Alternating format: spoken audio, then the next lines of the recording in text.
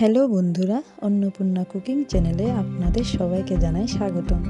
আজকে আমি আপনাদের জন্য নিয়ে এসেছি একটা মজাদার রেসিপি, মিনি সমোসা। ওটা বানানোর জন্য আমি প্রথমে কিছুটা আলু কেটে ভালো করে ধুয়ে প্রেসার কুকারে সেদ্ধ করে নেব। তারপর কিছুটা বাদাম এখানে আমি নিয়েছি, বাদামটাকে আমি ভেজে নেব।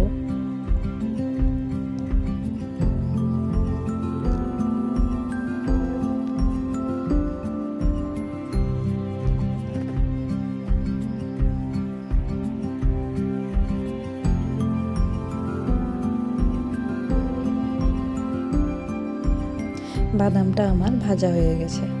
বাদামটাকে আমি একটা প্লেটে তুলে নিলাম। এদিকে আমার প্রেসার কুকারে আলুটাও সিদ্ধ হয়ে গেছে। এবার সিদ্ধ করা আলুটাকে আমি ম্যাশ করে নেব। তারপর এখানে আমি কিছুটা আদা কুচি আর লঙ্কা কুচি করে রেখেছি। তারপর একটা কড়ার মধ্যে শুকনো লঙ্কা পাঁচফোড়ন দিয়ে তাতে আমি আদা কুচি আর লঙ্কা কুচিগুলি দিয়ে দেব।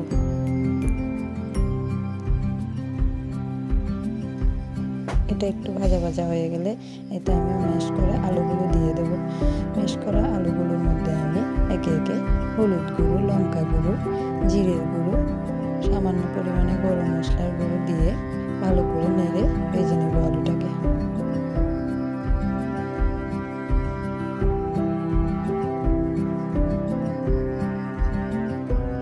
সরি বন্ধুরা, আমি লবণ দিয়েছি, এটা বলতে আমি ভুলে গেছি। আমি সামান্য লবণ দিয়ে দিয়েছি। তারপর এখানে আমি ভেজে রাখা বাদামগুলো দিয়ে দেব।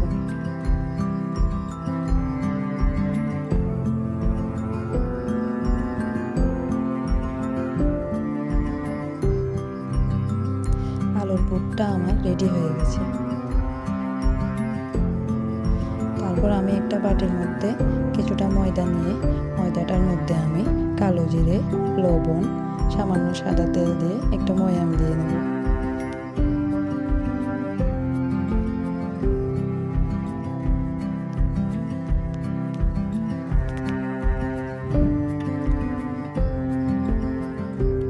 ময়ামটা আমার হয়ে গেছে। তারপর অল্প অল্প করে জল দিয়ে এগুলিকে একটা আমি ডো তৈরি করে নেব। ডোটা আমার রেডি হয়ে গেছে। এবার আমি এটার থেকে ছোট ছোট করে লিচি কেটে নেব।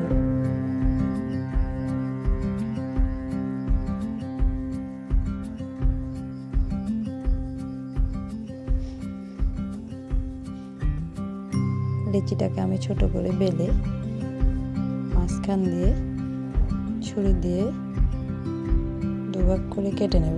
তারপর একটা ভাগ আমি হাতে নিয়ে ভালো করে সমোসার আকারে শেপ দিয়ে এটাতে অল্প করে আলুর পুর দিয়ে ভালো করে মুখটা সিল করে দেব।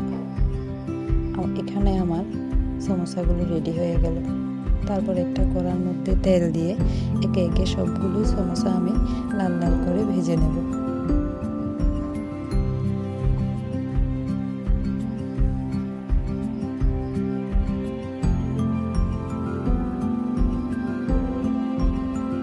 সমোসাগুলো ভাজা হয়ে গেছে। তারপর একটা প্লেটে আমি তুলে নেব।